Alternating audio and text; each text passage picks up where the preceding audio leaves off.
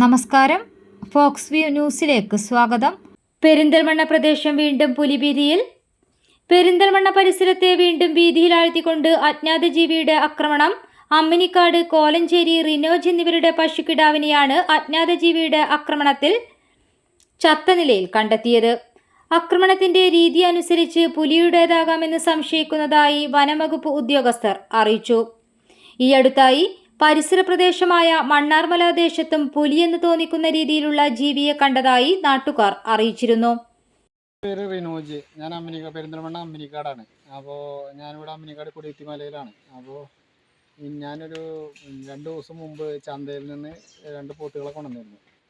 അതിൽ ഇന്നലെ രാത്രി കൊണ്ടുപോയി 7 മണിക്ക് കൊണ്ടുപോയി തോട്ടത്തിൽ ഞാൻ ടാപ്പ് ചെയ്യുന്ന റാട്ടയുടെ മുറ്റത്ത് കെട്ടിയിരുന്നു. അതിൽ കെട്ടിയിട്ടതിനെ ഒന്നും ചെയ്തിട്ടില്ല.